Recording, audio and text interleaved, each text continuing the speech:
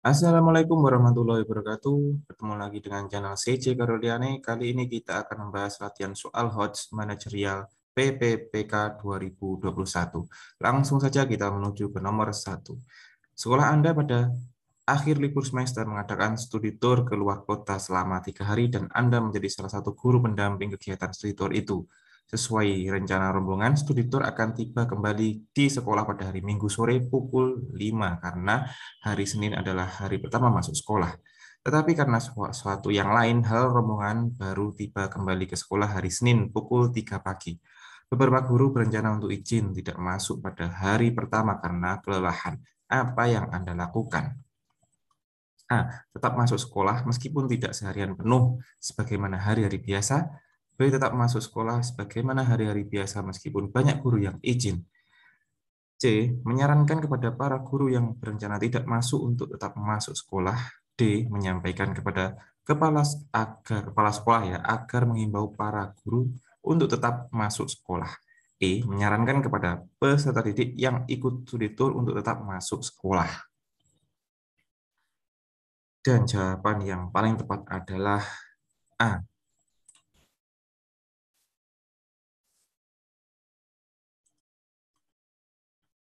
Tetap masuk sekolah meskipun tidak seharian penuh.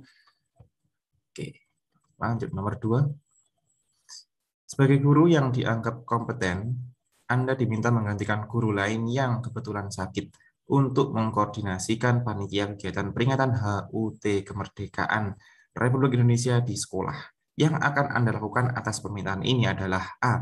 Mengkoordinasikan dan bersinergi dengan pihak-pihak yang terlibat dalam kepanitiaan yang disusun sebelumnya. B. Menerima tugas itu dan menjalankannya setelah selesai mengerjakan tugas-tugas lain yang telah datang terlebih dahulu. C. Walaupun dengan berat hati akan bekerja dan menjalankan tugas itu apa adanya. D. Merombak dengan kepanitiaan baru yang Anda pilih sendiri karena Anda percaya akan kompetensi yang baik. E. Menolak penunjukan tersebut karena bukan tugas yang seharusnya dilakukan. Nomor 2, jawaban yang paling benar adalah A.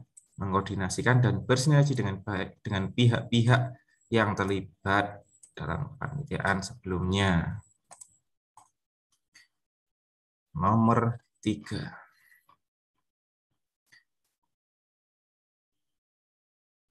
V adalah siswa yang pendiam dan memiliki prestasi akademik yang rendah, namun memiliki bakat yang sangat baik dalam bidang seni tari.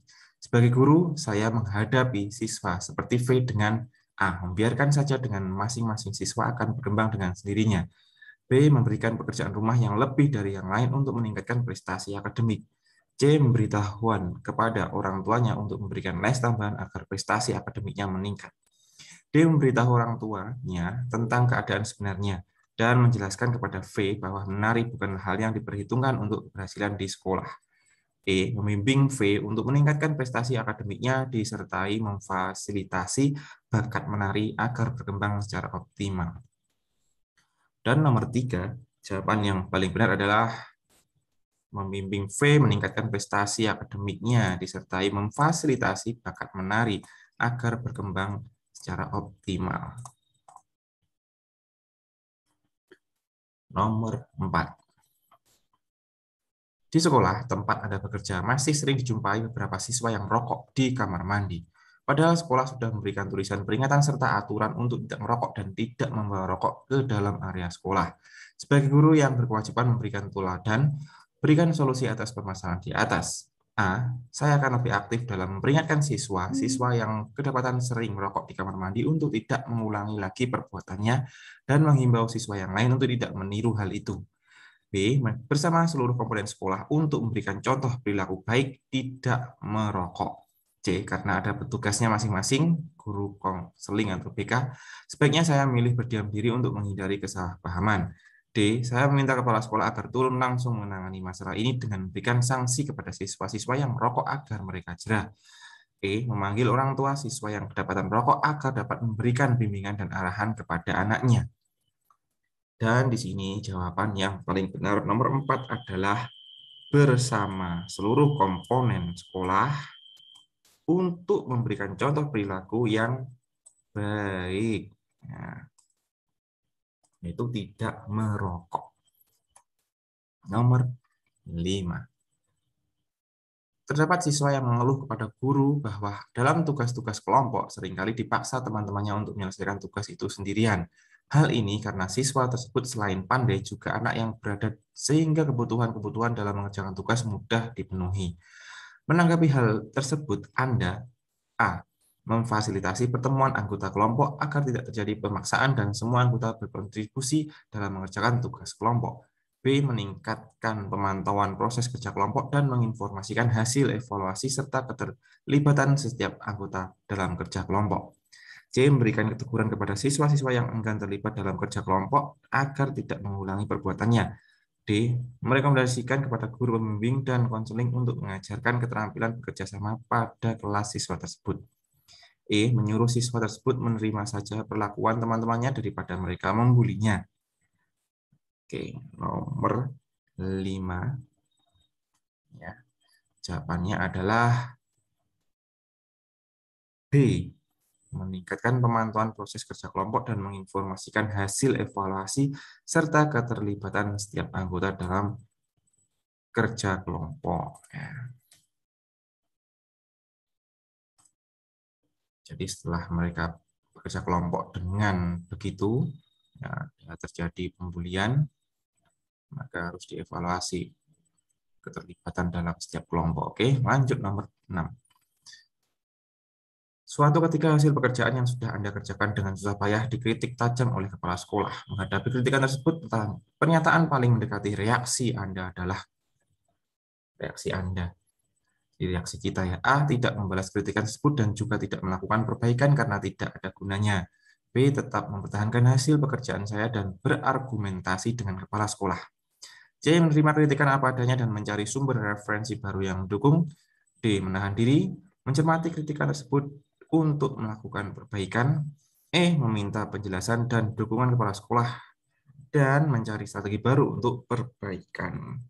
Dan nomor 6, jawaban yang paling tepat adalah nih, menahan diri ya. Tahan, kemudian cermati kritikan tersebut, setelah itu lakukan perbaikan. Nah, ini cukup simpel, tidak perlu terlalu panjang, ya, tidak terlalu ekstrim. Nomor 7. Sudah seminggu sampah di depan rumah Anda tidak diambil oleh petugas pengambil sampah karena mobil pengangkut sampah rusak. Beberapa warga di sekitar Anda yang tidak sabar lalu mewadahi sampahnya pada wadah plastik, kemudian dibuangnya sampah dalam bungkusan plastik itu satu demi satu ke sungai yang ada di antar kampung. Hal apa yang Anda lakukan sebagai guru? A. Mengingatkan warga agar tidak membuang sampah ke sungai karena akan menimbulkan pencemaran dan banjir. B. Mencerahkan persoalan tersebut kepada ketua RT dan tokoh masyarakat untuk mencari solusi permasalahan tersebut.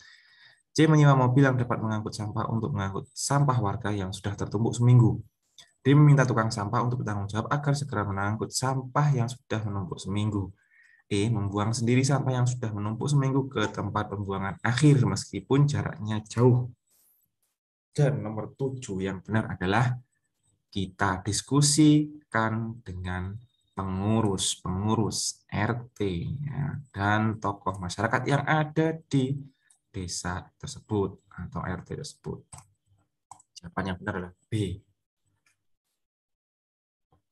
Nomor 8. Anda diberikan amanah sebagai ketua panitia penerimaan siswa baru dengan sistem zonasi. Dari tampung sekolah Anda 120 siswa, kebetulan calon siswa urutan 120 ada 2 calon siswa yang skornya sama. Salah satunya adalah keponakan kepala sekolah, tetapi pada saat pendaftarannya kalah dulu dengan calon siswa yang bukan keponakan kepala sekolah. Hal apa yang akan Anda lakukan? A. Menerima keponakan kepala sekolah meskipun mendaftarnya lebih dulu daripada calon siswa lain. B. Menerima calon siswa lain karena mendaftar lebih dulu untuk menjaga objektivitas. C. Mengusulkan kepada pimpinan untuk menambah daya tampung menjadi 121 agar keduanya diterima. D. Memohon maaf kepada kepala sekolah karena keponakannya tidak dapat diterima sebagai siswa baru. E. Membahas dalam rapat panitia agar keputusan yang diambil lebih objektif dan dapat dipertanggungjawabkan. Nah, ini sulit ini ya.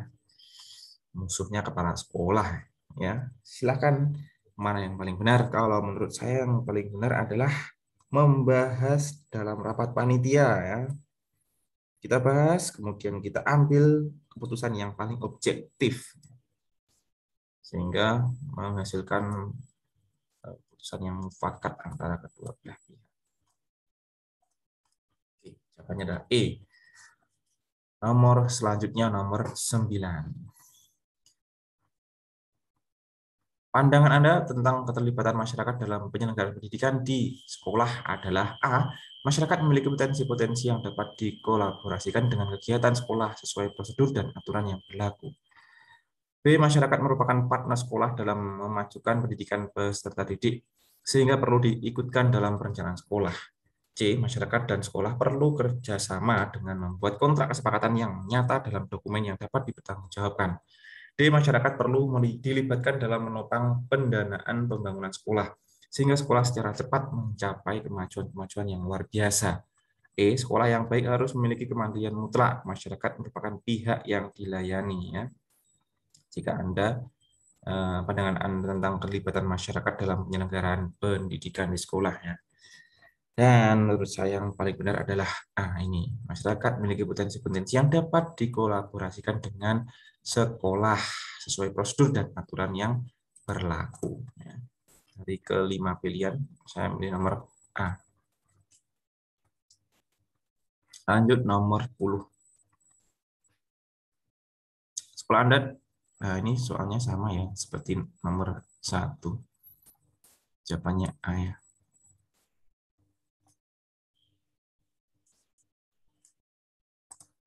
Oke, lanjut ke nomor 11 saja. Suatu ketika terdapat tetangga yang meminta Anda untuk menjadi mediator dalam penyelesaian konflik antar saudara terkait harta warisan. Hal apa yang Anda lakukan? A. Menerima permintaan itu dengan sepenuh hati dan berupaya mencari solusi terbaik. B. Menyarankan untuk meminta bantuan lembaga hukum karena hal itu bukan bidang guru. C. Menolak permintaan itu karena guru tidak memiliki keahlian di bidang itu. D. Menyarankan kepada seluruh keluarga untuk berdamai melandaskan nilai agama. E. Mengumpulkan seluruh keluarga yang berkonflik untuk dinasehati, diceramai, ya. Mana yang paling benar? Oke, di sini yang paling benar adalah menyarankan untuk minta bantuan lembaga itu. Kenapa? Karena memang guru tidak berkompeten di bidang ini.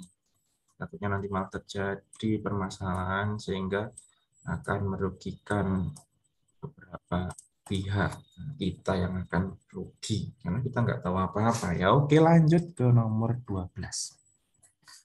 Seorang guru memiliki siswa dari anak pengawas sekolah di kotanya. Siswa tersebut memiliki nilai rendah. Kepala sekolah meminta agar nilai tersebut ditambah sehingga dapat masuk dalam kelompok siswa berprestasi baik. Bagaimana tanggapan guru terhadap permintaan kepala sekolah tersebut? Memberikan nilai apa adanya sesuai dengan pencapaian siswa meskipun kepala sekolah meminta menaikkan nilainya.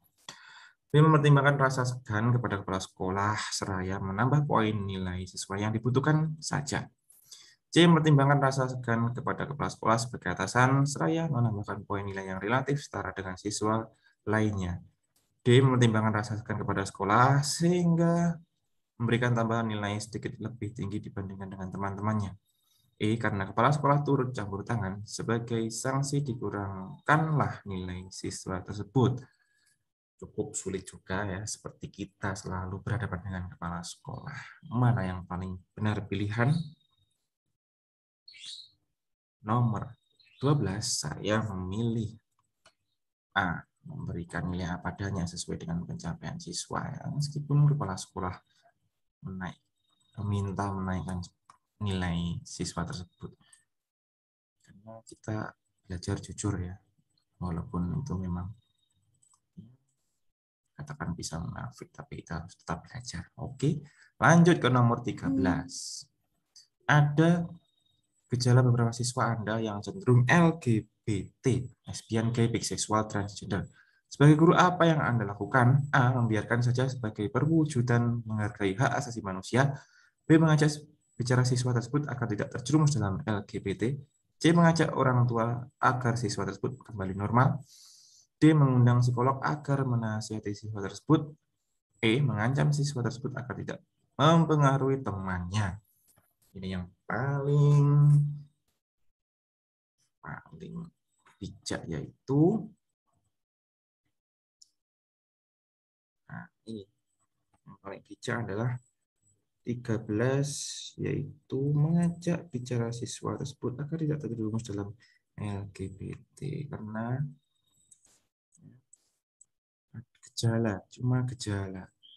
Jadi kita langsung preventif cegah dengan mengajak mereka berbicara terlebih dahulu ya.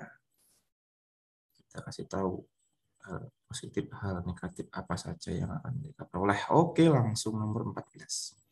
Dalam perjalanan ke sekolah, Anda ditabrak tetangga sebelah dan mengakibatkan beberapa anggota badan Anda terluka dan sepeda motor Anda rusak parah. Secara normatif, Anda di pihak yang benar. Tapi tetangga Anda malah memarahi Anda karena merasa benar. Beberapa saat setelah kejadian itu, anak tetangga tersebut yang merupakan murid Anda sakit parah di rumah dan tidak dibawa ke rumah sakit karena alasan biaya. Hal apa yang Anda akan lakukan? A. Mengajak teman guru untuk menemani datang ke tetangga Anda agar segera membawa anaknya ke rumah sakit. B. Datang sendiri dengan terpaksa ke rumah tetangga tersebut dan menyarankan agar anak tersebut segera dibawa ke rumah sakit. C. Menyarankan kepada pengurus RT agar segera membawa anak yang sakit tersebut supaya anak tertolong jiwanya. D. Menguruskan BPJS secepatnya untuk keluarga tersebut agar dapat digunakan untuk berobat ke rumah sakit. Atau E. Membawa langsung anak tersebut ke rumah sakit sambil memberi pengertian orang tuanya bahwa biaya rumah sakit bisa diurus melalui BPJS. Ya, kita sakit hati, namun kita tetap akan menjadi orang yang dermawan dan baik hati. Tentunya jawaban yang paling benar nomor 14 adalah nih, kita harus bijak. Kalau menjawab soal seperti ini, kita harus menjadi orang bijak sebijak-bijaknya ya. Kita bawa ke rumah sakit sambil memberi pengertian orang tua bahwa nanti biayanya bisa diurus di belakang menggunakan BPJS ya. Oke, lanjut nomor 15. Pada obrolan ringan di ruang guru, beberapa guru berpendapat dan berkesimpulan bahwa ras tertentu memiliki sifat kasar dan cenderung kurang beradab. Hal ini dipicu adanya siswa yang berasal dari ras tertentu yang sifatnya kasar dan kurang beradab. Apa pendapat Anda? Nah, membenarkan kesimpulan itu karena Anda juga mengalami beberapa kasus yang sama terhadap ras tersebut. B. Ras apapun memiliki potensi untuk menjadi orang baik dan sekaligus juga menjadi orang tidak beradab. C. Menolak pandangan itu karena dalam banyak kasus ras yang diklaim keras dan kurang beradab itu terbukti lembut dan beradab. D. Pola asuh orang tuanya dan kultur masyarakat mempengaruhi proses pembentukan karakter manusia yang lembut dan beradab. Kok jawabannya cuma sampai D ya? Mana ya D? Nah, sudahlah. Mana yang dari keempat jawaban yang paling benar? Dan yang paling benar menurut saya adalah yang ini. Menurut pendapat saya ini ya. Karena pola asuh dan lingkungan itu bisa membentuk siswa dari baik di sekolah, tapi mereka bermain dengan orang-orang yang cenderung tingkatannya lebih tinggi. Ya. Kalau SMP berteman dengan yang SMA, nanti pola pikirnya juga akan ikut-ikutan ke pola pikir SMA. Kemudian masuk ke sekolah nanti akan tidak pas. Apa yang dibawa dari luar masuk ke sekolah. Oke, lanjut ke nomor 16.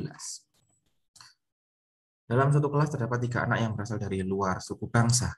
Mereka memiliki ciri fisik dan logat bicara yang berbeda dengan temannya. Pada saat Anda sedang memberikan tugas kelompok di kelas tersebut, semua peserta didik menolak untuk satu tim dengan ketiga anak tersebut. Sebagai pendidik, langkah apa yang akan Anda lakukan? Ini pernah terjadi, tapi ini bukan suku, tapi hanya siswa yang kompetensinya rendah dan kompetensinya baik. Siswa yang baik tidak mau berkelompok dengan siswa yang kompetensinya rendah. A. Memberikan wawasan kepada siswa untuk saling menghormati sesama dalam perbedaan dan menempatkan ketiga anak tersebut dalam kelompok. B. Memfasilitasi jadinya diskusi berdasarkan penghargaan dan penghormatan satu dengan yang lain. C. Menempatkan peserta didik pada kelompok dan meminta semuanya menghargainya. D. Membarukan mereka dalam kelompok dan mengancam yang menolak akan kena sanksi. E. Meminta ketiga peserta didik tersebut untuk menerima penolakan dari teman-temannya. Dan jawaban nomor 16 yang paling benar adalah ya, jawaban ini yang paling benar ya menurut saya. Sulit sekali. memberikan wawasan kepada siswa untuk saling menghormati sesama dalam perbedaan dan menempatkan ketika tersebut dalam kelompok. Ya, seperti biasa siswa itu ya, ada yang seperti ini juga kasusnya. Kita lanjut nomor 17. Anda menggantikan tugas seorang guru yang cuti hamil. Anda menilai rancangan program pembelajaran guru itu masih kurang sistematis dan harus banyak direvisi. Namun pada waktu yang sama Anda ditugasi oleh kepala sekolah untuk merancang kegiatan kunjungan lapangan. Kelas 1, 2, dan 3 harus diselesaikan segera mungkin. Hal yang Anda lakukan selama menjadi pengganti guru tersebut adalah A. Bekerja semampunya saja, tidak merevisi RPP karena hanya mengganti sementara. B. Mencoba untuk memperbaiki sekilas saja RPP guru tersebut. C. Memperbaiki RPP itu dengan sesuai standar yang telah ditetapkan. D. Menyimbangkan dua pekerjaan yang harus diselesaikan, yakni memperbaiki RPP dan mengerjakan tugas kepala sekolah walaupun hasilnya belum maksimal. E. Berusaha mengerjakan dua pekerjaan sebaik mungkin dengan mengatur jadwal, memperbaiki RPP, dan menyelesaikan rancangan kunjungan lapangan. Ya, seperti ini tuh berat, pilihannya berat. Tapi di sini kita harus bijak dalam menyikapinya. Dan jawaban yang paling tepat nomor 17 adalah ya tidak mungkin, tapi kita harus mengusahakan ya. Berusaha mengerjakan kedua pekerjaan itu sebaik mungkin dan kita harus menjadwal untuk mengerjakan memperbaiki RPP dan melakukan kunjungan. Nomor 18, lanjut. Menurut saya, gambaran ideal seorang guru adalah A. Memahami pentingnya perencanaan kerja dan tanggung jawab dalam pencapaian tujuan sekolah lebih terarah dan terukur kinerjanya. B. Memahami pentingnya pelaksanaan kerja dan perwujudan tanggung jawab agar tujuan sekolah lebih terarah dan terukur kinerjanya. C. Melaksanakan tugas dan tanggung jawabnya sebagai guru agar tujuan sekolah lebih terarah dan terukur kinerjanya. D. Melaksanakan tugas-tugas sesuai aturan yang berlaku. Deskripsi pekerjaan dan tanggung jawabnya agar tujuan sekolah lebih terarah dan terukur kinerjanya. Atau E. Melaksanakan tugas secara mandiri maupun kolaborasi sesuai aturan yang berlaku. Deskripsi pekerjaan dan tanggung jawabnya agar tujuan sekolah lebih terarah dan terukur kinerjanya. Di sini jawaban yang paling benar adalah ya yang panjang ini. Ya. Mana lagi ya? Ya, harus ini melaksanakan tugas secara mandiri maupun kolaborasi sesuai aturan yang berlaku, harus bisa mandiri maupun kerjasama dengan orang lain. Nomor 19. Sebagai seorang ketua kelompok kerja guru, ketika membagi tugas kelompok, saya akan A. Membagi tugas berdasarkan pengalaman yang dimiliki teman-teman. B. Membagi tugas dengan sama rata untuk semua teman. C. Memberikan kebebasan pada anggota untuk memilih bagaimana yang sanggup untuk dikerjakan. D. Mengerjakan tugas yang sulit terlebih dahulu bersama-sama baru membagi kelompok sesuai dengan strategi saya sebagai ketua agar pekerjaan selesai. Atau E. Membagi tugas dengan memperhatikan minat dan kompetensi setiap anggota sehingga dapat melaksanakan tugas dengan baik.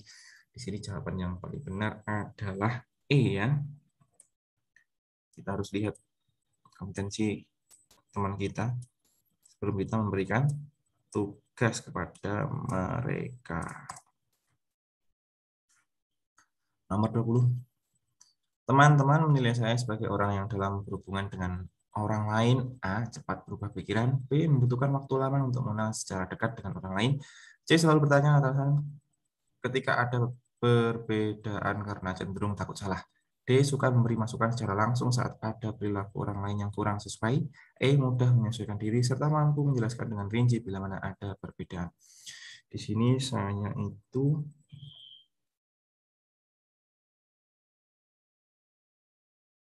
ini sebenarnya B ya. B jujurnya B, tapi jawaban yang paling benar ya ini. Jawaban yang paling benar tapi digunakan untuk menjawab soal ini. Jawaban E ini. Mudah menyesuaikan diri serta mampu menjelaskan dengan rinci bila mana ada perbedaan. Ini jawaban yang paling benar ya, tapi saya cenderung ke B, membutuhkan waktu lama untuk mengenal secara dekat orang lain. Ya, adaptasi lah ya. Nomor 21. Seorang peserta didik mengeluhkan keadaan orang tuanya yang akan segera bercerai. Mendengar keluhan tersebut, apa yang Anda lakukan? A. Mendengarkan dengan penuh perhatian dan ikut merasakan perasaan peserta didik yang empati, menjaga rahasia, serta berusaha untuk membantu dia. Nah, Memperhatikan keluhan peserta didik dan melarang menceritakan hal tersebut kepada orang lain sambil berusaha untuk membantu dia. C. Mendengarkan keluhan peserta didik dan menganggap sebagai suatu hal yang biasa terjadi dalam kehidupan rumah tangga. D. Memahami keluhan peserta didik dan membiarkan peristiwa tersebut berjalan seperti apa adanya. E. Melakukan penilaian terhadap keluhan peserta didik dan menceritakan keluhannya tersebut kepada orang lain. Nah, ini yang paling tidak bagus ya, dan ini juga. Dan jawaban di sini yang paling benar nomor 21 adalah ya ini A. Kita harus menjadi pendengar yang baik kalau bisa memberikan solusi dan motivasi kepada dia. Oke, langsung ke nomor 22. Anda adalah seorang guru sekolah dasar di sebuah kabupaten. Anda melihat banyak anak yang tidak menyelesaikan sekolahnya. Berdasarkan informasi, alasan banyaknya anak yang putus sekolah karena orang tua mendorong anaknya untuk bekerja daripada belajar untuk menambah penghasilan keluarga. Terkait kasus ini, hal apa yang Anda lakukan? A. Menerima kondisi tersebut sebagai suatu hal yang biasa. B. Mengajak beberapa anak tinggal di rumah Anda untuk dibimbing belajarnya. C. Mencarikan pekerjaan bagi anak-anak itu karena cepat bekerja akan menolong ekonomi keluarga mereka. D. Menjelaskan kepada kedua orang tua untuk tetap menyekolahkan anaknya agar mengubah masa depan mereka kelak. Dan E. Melakukan audiensi bersama dengan guru-guru lain untuk segera mencari solusi dan menjelaskan arti penting sekolah bagi masa depan anak-anak, serta mengajak diskusi para orang tua untuk bersama-sama mencari jalan keluar ya, mencari keluar. Ini jawaban yang paling benar ini. Cocok ini. Ya, cocok. Cocok. Nomor 23, nomor terakhir. Dalam sebuah ceramah tentang pencegahan korupsi, sebagai narasumber Anda ditanya peserta ceramah, apakah Anda setuju jika koruptor kakap dihukum mati? Jawaban Anda adalah A. Hukuman mati sebaiknya ditiadakan karena sejahat atau buruk apapun manusia masih ada peluang untuk menjadi orang baik. B. Setuju jika koruptor kakap dihukum mati agar membuat para pejabat tidak berani melakukan perbuatan korupsi. C. Setuju jika koruptor dihukum mati karena sudah terbukti di Tiongkok karena koruptor dihukum mati maka tingkat korupsi Tiongkok 0%. D. Membuat jerah koruptor tidak harus dihukum mati karena dengan hukuman seumur hidup mestinya membuat pejabat takut. Koruptor kakap sebaiknya dihukum berat-beratnya dan ditempatkan pada tempat terasing misalnya Nusa Kambangan. Dan jawaban di sini yang paling benar adalah ini ya, sayang inilah saja mati. Nah, oke, sampai di sini semoga bermanfaat. Ketemu lagi di video selanjutnya. Saya akhiri. Wassalamualaikum warahmatullahi wabarakatuh.